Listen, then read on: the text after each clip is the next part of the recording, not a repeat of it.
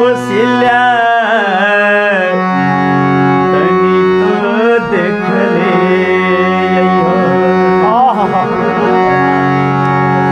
मैया कौशल्या चिड़ैया से कहे छतीन, कोयली से कहे छतीन, ये कोयली हमरा बबुआ राम, बबुआ लखन और हमर पुत्री सीता के तनी तू खबर सुनाब। तू जा देख के आवा वही बहोर जंगल में हमर बबुआ राम कोना अपन जीवन के व्यतीत कर रहे। मैया कौशल्या आंख में लोर लेके और चिड़ैया से कहे छती, की कहे छती? उड़ते चिड़ैया से और पूछली कौशल्या तनी तो देख ले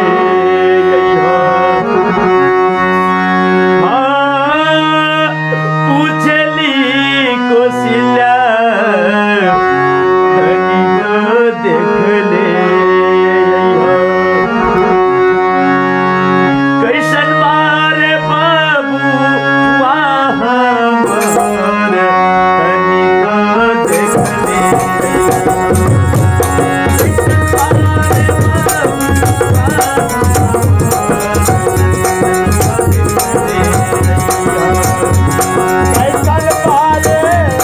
बबुआ हमार तनिका देख ले कैसन बारे बबुआ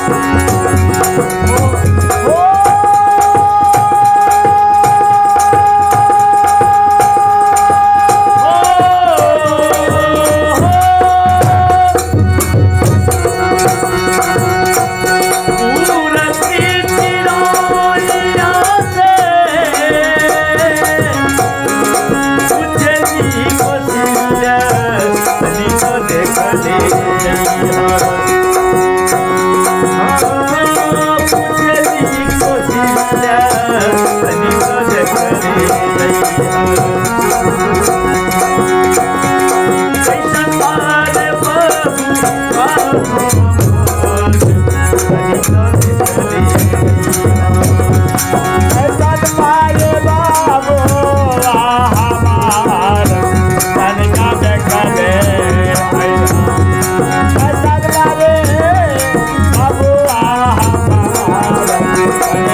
देख ले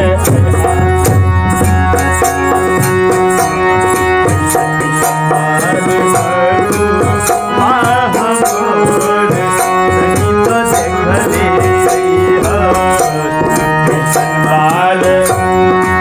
बबुआ हमार तनिका देख ले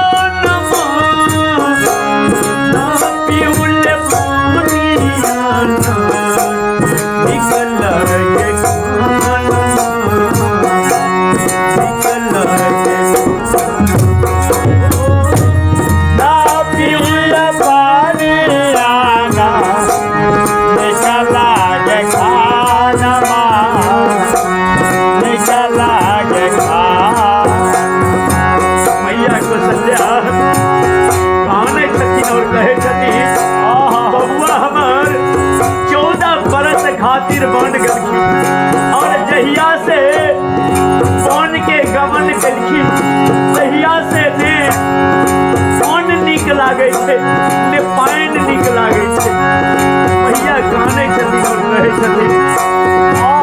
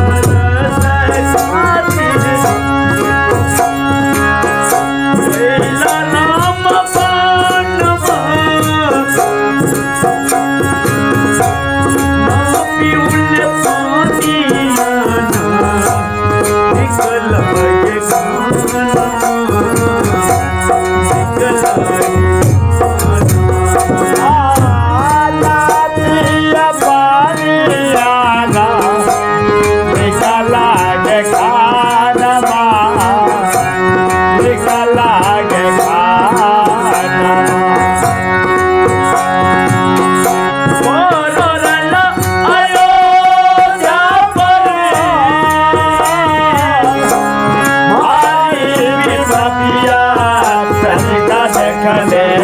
अइहा भारी विपतिया तनिका देखले अइहा कैसे पार